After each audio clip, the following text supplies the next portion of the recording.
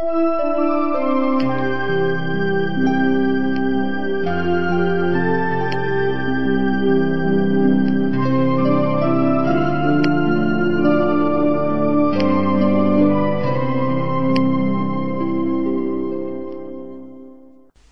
mademoiselle, monsieur, chers amis, soyez les bienvenus sur Radio Kardec.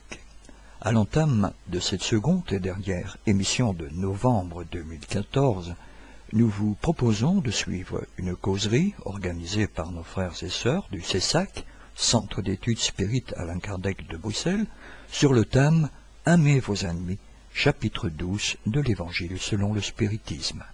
Celle-ci fut présentée par notre sœur Nathalie Janssen le samedi 4 octobre 2014 au siège social de l'association qui, pour rappel, se trouve au numéro 134 rue Louis App à 1040 Etterbeek, Bruxelles, Belgique. Cette 190e émission se terminera par les séquences habituelles, à savoir l'agenda des activités spirites francophones que vous avez bien voulu nous communiquer, ainsi que les avis et annonces de nos divers partenaires.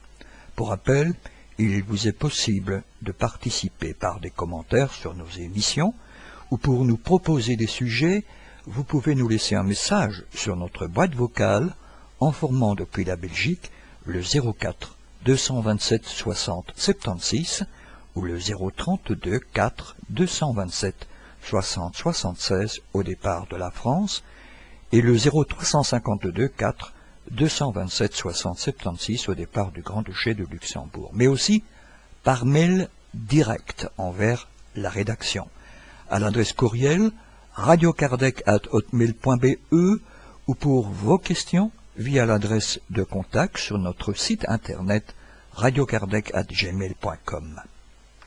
Nous vous souhaitons à toutes et à tous une très bonne écoute. Bonsoir à tous. Bienvenue au CESAC. Je vais vous présenter la causerie de ce soir. Je vais commencer par une lecture et puis je ferai la prière d'ouverture. Donc c'est le chapitre 12, la finalité des souffrances dans le livre Vigilance. L'angoisse relative aux événements quotidiens doit céder la place à la confiance procurée par la réalisation salutaire de ton objectif rénovateur. Le travail est une voie menant au progrès. C'est un outil efficace dont la vie se sert pour créer des richesses. Le mauvais résultat dans n'importe quelle entreprise constitue un fait normal compris dans la méthodologie du processus réalisateur.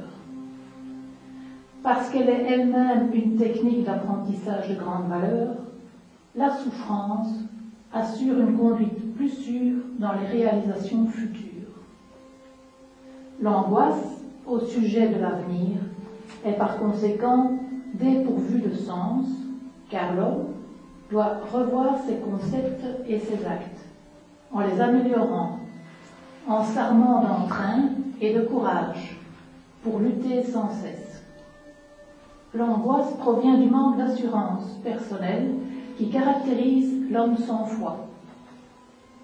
Quand tu seras pourvu des ressources procurées par la méditation et la prière, la foi t'ouvrira des chemins lumineux dans ta nuit personnelle et t'offrira en cadeau l'équilibre en toutes circonstances, même devant celles qui te semblent les plus contraires. L'homme qui a confiance en Dieu ne connaît pas l'angoisse, parce qu'il se sait engagé dans les dispositions divines. Il comprend, quoi qu'il arrive, que c'est ce qu'il y a de mieux pour son évolution personnelle. En se servant lucidement de son libre arbitre, il ne gaspille point les valeurs dont il dispose en des aventures peu recommandables. Il va ainsi amasser tout le résultat de ses investissements moraux et spirituels. L'angoisse est un nuage dans le ciel du discernement humain. Elle crée des difficultés qui pourraient être évitées. Il ne s'agit pas de durcir sa sensibilité pour ne point éprouver d'angoisse, mais de les méditer, d'en garder le contrôle, afin de bénéficier des acquis moraux apportés par ses souffrances. Les gens angoissés se précipitent ou se laissent tomber dans des dépressions anesthésiantes et se privent ainsi d'une expérience édifiante. Ils se troublent et ils troublent aussi l'action positive de ceux qui leur viennent en aide. Sans doute, personne ne traverse l'existence corporelle sans éprouver des angoisses. Toutefois, les accepter avec discernement et courage constitue le devoir permettant à l'intéressé de passer outre et d'être heureux. Efforce-toi donc courageusement de résoudre tes problèmes et calme-toi. Au-delà de tes propres possibilités viennent des ressources d'origine divine que tu ignores. Dieu sait ce qu'il te faut, ce qui t'est le plus utile, alors qu'en proie à la douleur, tu trouves tes épreuves trop pénibles. La rivière va à la mer, mais avant elle fait le tour des obstacles. Elle accélère son allure dans les pentes où elle se déverse. Ensuite son cours devient onduleux jusqu'à la largeur de cette mer qui l'attend un peu plus loin. L'arbre rompt la peau du pépin où il dort, se glisse dans le sol, subit les parasites et les intempéries, jusqu'au moment où il atteint le sommet auquel il aspirait depuis qu'il se trouvait prisonnier du pépin. L'homme spiritualisé vaincra les infériorités qui l'enchaînent, lapidé par les chagrins qui sont pour lui des défis, mais qui le fortifient étape après étape, jusqu'à ce qu'il ait atteint sa gloire. Accepte avec foi et confiance les afflictions pour la finalité à laquelle elles conduisent, en les surpassant une à une, jusqu'au moment de la libération qui t'accordera les lauriers de la victoire. Alors sur ces paroles, nous allons fermer les yeux, respirer profondément et pensons à nous décontracter, sans en prendre conscience que nous sommes ici pour cette causerie et sentons déjà toutes les bonnes énergies qui sont ici dans cette pièce. Lions-nous avec notre ange gardien, notre esprit protecteur, et sentons déjà toute son affection qu'il nous donne. Et demandons-lui de nous aider à comprendre ce que nous avons à comprendre pour cette causerie. Lions-nous avec la spiritualité, aux esprits bienfaiteurs du centre, qui ont mis plein de bonnes énergies ici, qui ont fait des préparations de cette salle. Et remercions-les pour toutes ces bonnes énergies dont ils vont nous faire bénéficier, que nous ayons un traitement en nous. Et puis ils vont nous penser jusqu'à Jésus, et sentons sa présence parmi nous, puisque nous sommes réunis en son nom. Et demandons-lui aussi de nous aider à comprendre nos épreuves, de nous aider à nous sentir mieux. Et puis remercions notre Père Céleste qui nous donne cette opportunité d'être ensemble ce soir. Grâce à lui.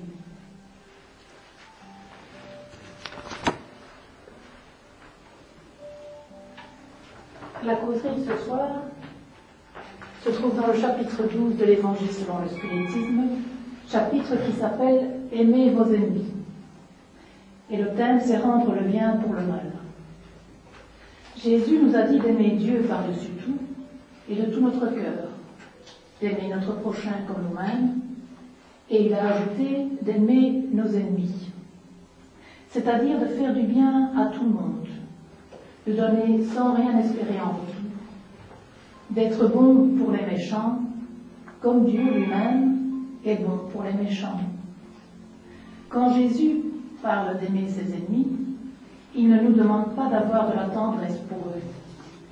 Avoir un élan de sympathie pour un ennemi va contre une loi physique, celle de l'assimilation et de la répulsion des fluides. Une pensée malveillante dirige un courant fluidique dont l'impression est pénible. Et une pensée bienveillante nous enveloppe d'une effluve agréable. C'est de là que vient cette différence de sensation que l'on éprouve à l'approche de quelqu'un que nous aimons bien ou à l'approche de quelqu'un que nous aimons un peu moins. Aimer nos ennemis nous demande de surmonter notre égoïsme et notre orgueil. Parce que pour arriver à aimer nos ennemis, Cela nous demande de surmonter 3 sentiments négatifs: la haine, la rancune et l'envie de vengeance. Aimer ses ennemis, c'est leur pardonner le mal qu'ils nous ont fait, et cela sans arrière-pensée. C'est être toujours prêt à se réconcilier avec eux. C'est leur souhaiter du bien au lieu de leur souhaiter du mal. C'est s'abstenir de leur nuire. Et enfin, c'est leur rendre le bien pour le mal. Quand on se place au niveau d'une seule vie sur la terre, comme les matérialistes le pensent, aimer ses ennemis est ridicule, et c'est même un signe de faiblesse. Au contraire, il faut leur faire payer le mal qu'ils nous ont fait, pour sauver notre honneur avant leur mort. Certains iront même jusqu'à tuer.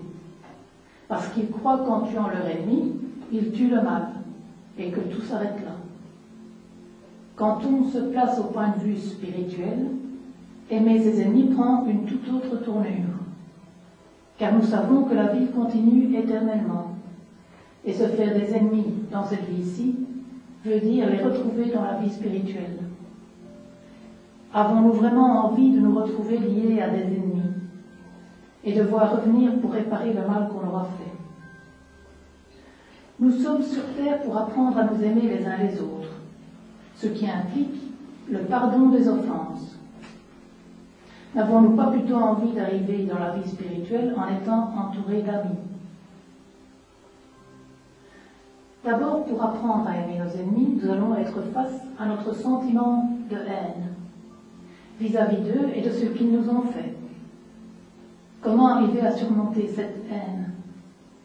Pensons que si nous sommes sur terre, c'est parce que nous ne sommes pas parfaits nous-mêmes, que nous devons réparer des choses que nous avons mal faites et que nous devons nous améliorer. Au lieu d'haïr nos ennemis, pensons plutôt à les estimer, car grâce à eux, nous allons nous remettre en question. Nous allons nous améliorer et évoluer. Pour ces raisons, essayons de surmonter notre sentiment de haine vis-à-vis de ceux qui nous ont fait du mal, en pensant que, en ne les haïssant pas, nous réparons peut-être une faute du passé. Nous nous évitons sûrement des problèmes pour l'avenir. Et enfin, nous nous améliorons. Ensuite, pour apprendre à aimer ses ennemis, nous allons vaincre la rancune. La rancune est un sentiment qui fait surtout du mal à soi-même, car on se ronge intérieurement et cela ruine notre santé physique. Le système immunitaire est fragilisé et on attrape plus facilement les maladies.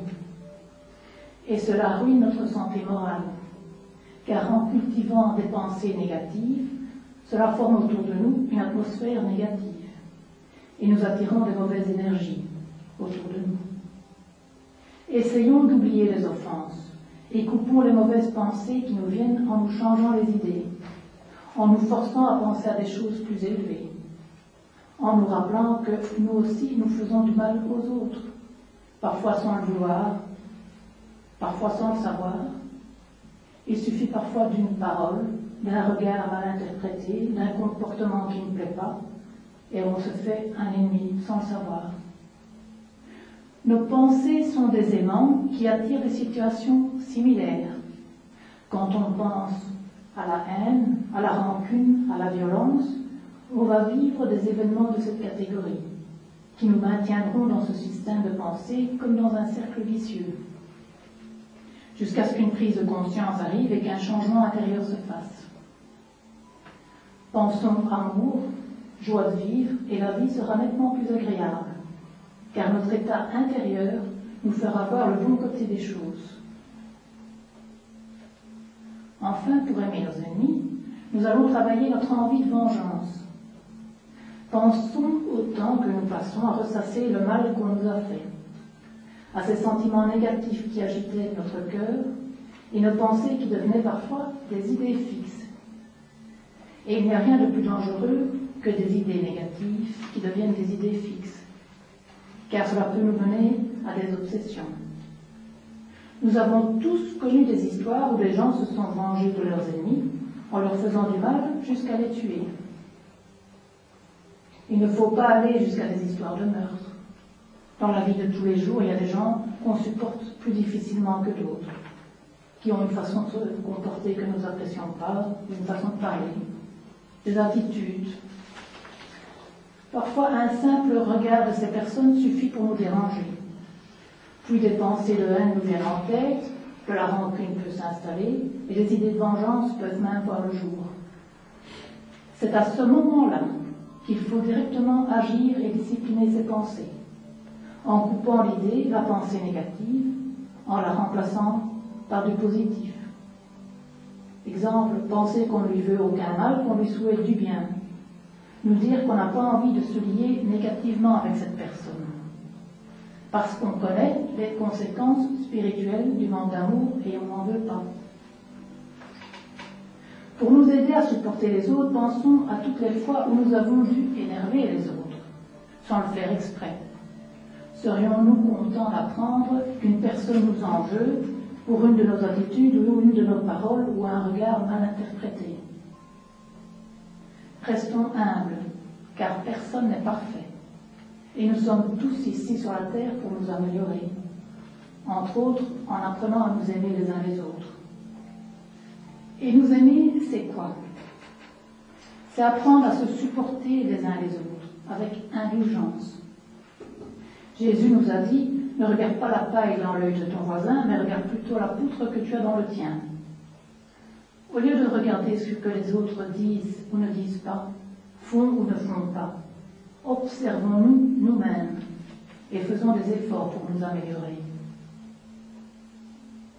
Pendant cette semaine, pour penser au thème de la causerie de ce soir, qui est de rendre le bien pour le mal. Le meilleur moyen est de savoir pardonner les offenses. Cela nous évite d'avoir du ressentiment, car tout ressentiment apporte un déséquilibre, pouvant même mener jusqu'à des maladies.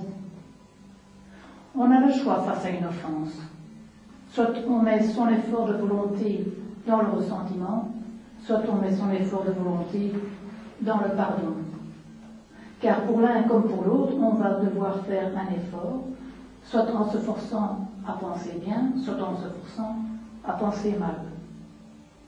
On sait que si on cultive des mauvaises pensées, des mauvais sentiments, on s'empoisonne nous-mêmes en émettant des énergies négatives qui vont nous rendre malades. Par contre, en cultivant des pensées d'amour, de paix, on se tient en bonne santé et dans une bonne atmosphère spirituelle entourée de bonnes énergies. Pardonnons l'offense, le mal, considérons que cette agression est une expérience pour évoluer. Comme cela, les mauvaises vibrations de la haine, de la rancune ne nous intoxiqueront pas. Et nous ne nous lierons pas à celui qui nous a fait du mal. Pardonnons car ceux qui médisent et haïssent ne savent pas ce qu'ils font.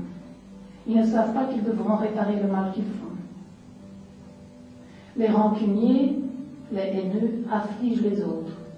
Ils se transforment en instruments des forces du mal et alimentent les processus d'obsession.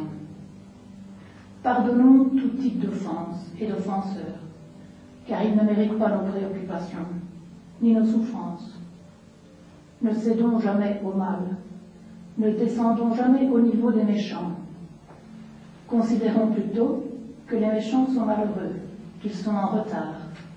Cela nous donnera une bonne raison de rester à un niveau spirituel élevé, n'en descendant que pour les aider et non pour les affronter. La terre, par sa destination, est un monde d'épreuves, et on sait qu'on y rencontre des méchants et des pervers. N'ayons pas peur des tempêtes morales, car elles nous fortifient pour les luttes du progrès spirituel. Gardons à l'esprit cette image de Jésus crucifié, alors qu'il était venu apporter un message d'amour, nous aimer les uns les autres. Jésus lui-même a incarné le pardon inconditionnel, et par cela même, il nous a montré le chemin de la santé et de l'harmonie personnelle. Le pardon est un médicament important, permettant de guérir les blessures de l'âme et de mettre le bien-être dans nos pensées. Pour y arriver, quand nos pensées négatives nous viennent, coupons directement ces pensées et remplaçons-les par des pensées d'amour, de bienveillance, Prions, prions toujours beaucoup. Demandons l'aide de notre esprit bienfaiteur. Élevons nos pensées vers la spiritualité. Car en élevant nos pensées, nous nous coupons de cette personne et du mal qu'elle nous a fait. Et comme cela, nous rendons déjà le bien pour le mal. Merci pour votre écoute. Je vais faire les vibrations et la prière de clôture.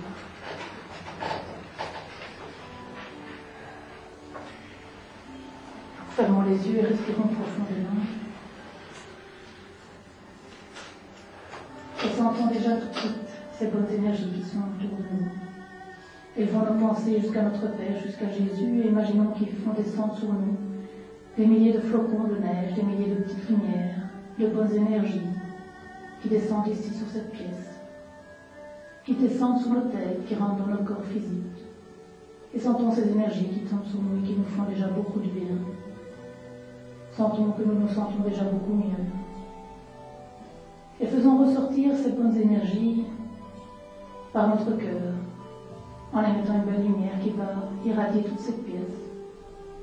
Et avec cette belle lumière, allons dans toutes les pièces du centre, dans les salles d'entretien d'être à l'étage, dans la salle d'exposé, dans la réception, dans la salle de passe.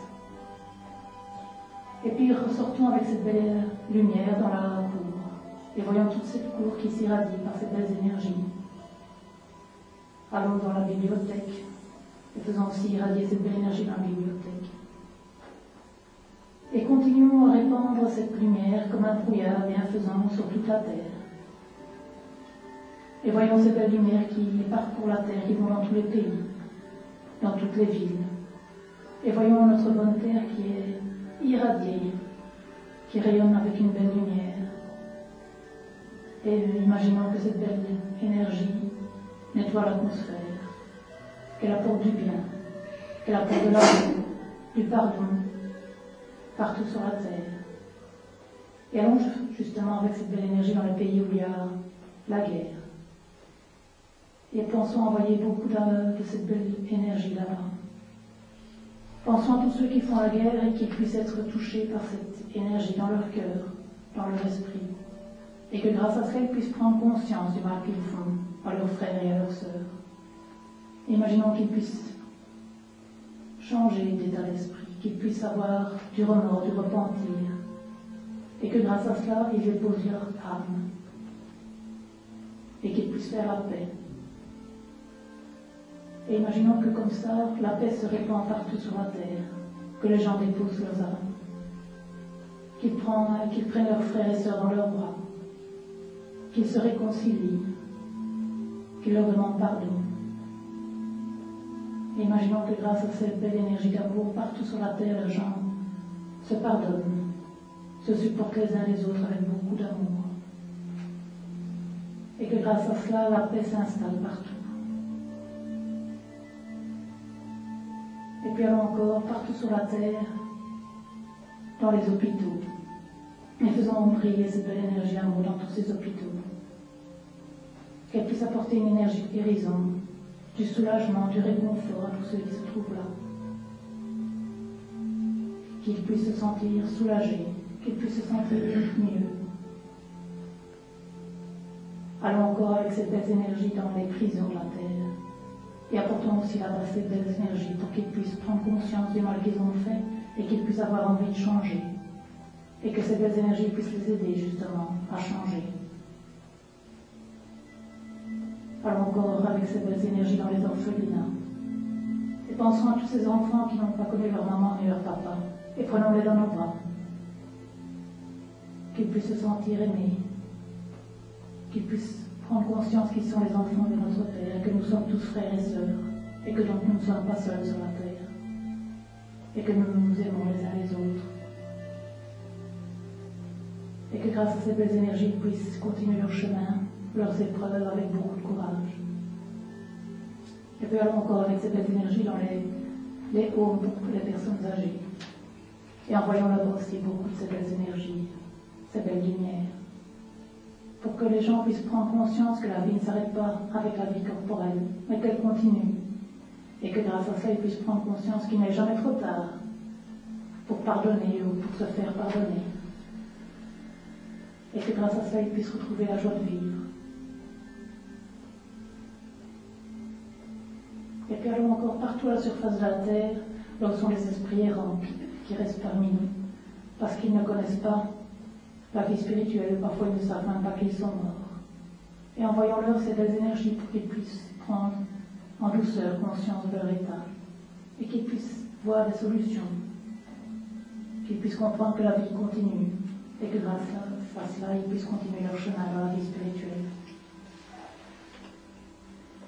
Et puis allons encore avec ces belles énergies dans la vallée des suicidés et des avortés. Et envoyons là-bas aussi beaucoup de ces belles énergies à tous nos frères et sœurs, qu'ils puissent reprendre confiance dans la vie, qu'ils puissent s'aimer et se pardonner, et qu'ils puissent être un peu soulagés dans leurs souffrances qui sont terribles. Et puis revenons ici, dans cette salle, et voyons-la illuminée par toutes ces bonnes énergies. Et sentons encore ces bonnes énergies qui nous irradient, qui nous font du bien. Remercions notre esprit bienfaiteur qui nous donne tout son amour, qui nous donne tout son être à chaque instant.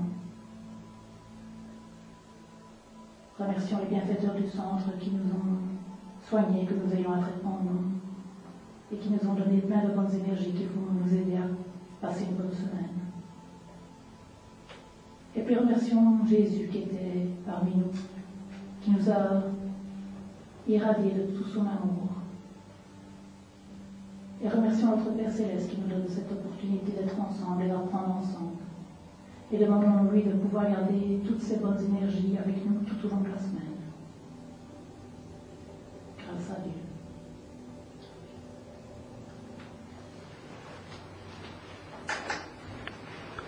Chers amis, restez à l'écoute. Nous reprendrons la suite de cette émission juste après cette première pause musicale.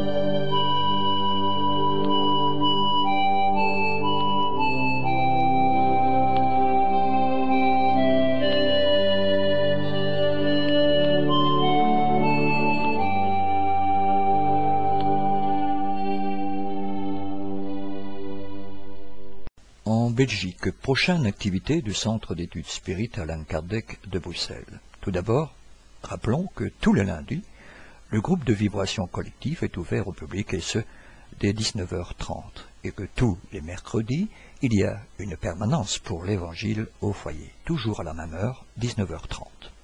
Samedi 29 novembre 2014, groupe de discussion des parents, à 15h45, éloge, critique et démonstration d'affection. Pour le groupe des enfants, toujours à 15h45, les vices et les dépendances, exposé des bases spirites, respect envers le prochain, l'épouse, les enfants, les collègues, la paille et la poutre, sera à 18h30. La causerie aura pour thème central le devoir, chapitre 17, 18h30, très précise. Entrée libre et gratuite, 134 rue Louis App à 1040 Bruxelles.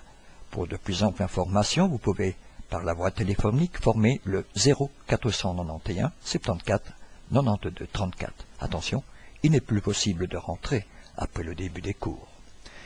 Le CESAC vous invite également, et très chaleureusement, à sa traditionnelle fraternisation de Noël le dimanche 14 décembre 2014.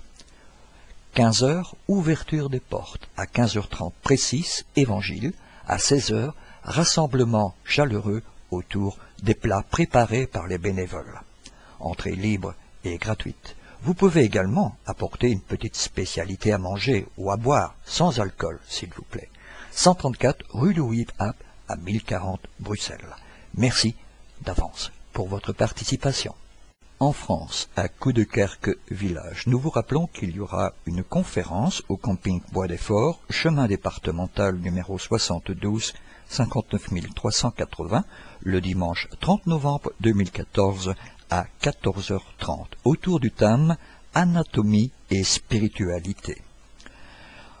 À Vincennes, l'association parisienne d'études spirites, 22 rue des Laitières à 94 300 Vincennes, nous rappelle également qu'en cette fin de novembre, 2 conférences sont prévues, notamment le vendredi 28 novembre 2014 de 20h à 22h30, autour du thème Liaison entre esprit incarné et désincarné. Le samedi 29 novembre 2014 de 15h à 17h30, autour du thème Une approche de l'équilibre spirituel de l'homme, l'être humain connu comme un ensemble d'énergie harmonieux. Pour de plus amples informations, www.apes-asso.fr ou via par mail à l'adresse suivante mail@apes-asso.fr ou par la voie téléphonique en formant depuis la France le 0141 931 708. Le Conseil Spirit français vous présente le livre du mois. L'au-delà, message d'amour, message d'espoir de notre sœur Morissette Ruchot. Il y a principalement 2 façons d'arriver dans la connaissance spirit. La première consiste à entrer en contact avec une personne déjà initiée et continuer le parcours dans un centre ou un groupe avec des membres ayant déjà une bonne expérience. Dans ce cas précis, la nouvelle arrivante ou le nouveau arrivé est pris ou prise en charge, guidé et son apprentissage est en général soit formaté par les usages du groupe ou du centre, ou bien par des protocoles qui ont fait leurs preuves. Dans le second cas, les personnes découvrent le spiritisme seules, non pas parce qu'ils le souhaitent, mais parce qu'ils ignorent tout à l'avance de leur quête ou sont tout simplement isolés et n'ont personne pour les guider au début. Ils constatent des phénomènes étranges pour les uns, ou bien ont des questionnements perpétuels pour les autres. Ils se livrent alors à des recherches fébriles et passionnées en tâtonant, ou bien tentent des expériences pour finalement en arriver à découvrir les choses par eux-mêmes. Ce n'est qu'ensuite que progressivement, ils finissent par chercher et se rapprocher d'autres personnes qui partagent la même vibration. Morissette Ruchot fait partie de cette seconde catégorie de spirites qui, livrés à eux-mêmes, à leur début, ont accompli un parcours initiatique riche d'enseignements. Dans son livre « L'au-delà, message d'amour, message d'espoir », Morissette Ruchot nous raconte, avec beaucoup d'humilité, son parcours, son expérience et son ressenti. Nous sommes séduits par tant de sincérité. Nous livrons les détails de cette formidable aventure de vie et de partage. Tout au long de cette péripétie et découverte, accompagnée par un guide bienveillant prodiguant des conseils empreints d'amour et de sagesse. Morissette Ruchot relate ses émotions, les hauts et les bas, ainsi que la construction progressive de ses convictions et de ses valeurs au fur et à mesure de son initiation spirituelle dans la vie. Le livre de Morissette Ruchot est un livre vrai, écrit avec le cœur, dans un sentiment d'amour et de partage. à ne pas manquer aux éditions Filman. Chers amis, merci de bien vouloir rester à l'écoute.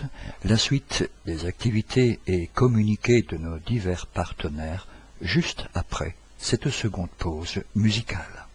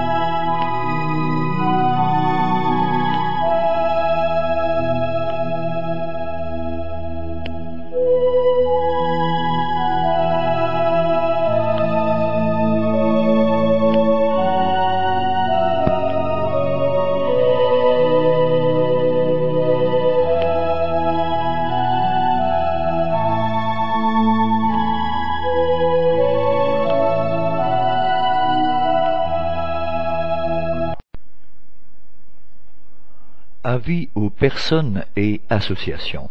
Vous êtes responsable d'un groupe, d'une association ou simple particulier. Vous connaissez des personnes qui aimeraient en savoir plus sur la philosophie spirit. Vous avez un local, une pièce où vous pouvez nous en renseigner un. Si vous le souhaitez, nous pouvons venir faire une conférence de divulgation dans votre région afin de vous informer sur ce qu'est réellement la philosophie spirit et toutes les valeurs morales qu'elle renferme. Mieux encore, il n'y a pas de groupe spirit dans votre région. Vous avez envie d'en former un. Nous pouvons vous y aider en vous apportant un support didactique et humain pour la formation de celui-ci, même familial. Si vous êtes intéressé, vous pouvez nous contacter par courrier ou courriel à l'adresse suivante: Union Spirit Belge 43 rue Maguin à 4000 Liège, ou par courriel usb@spirit.be.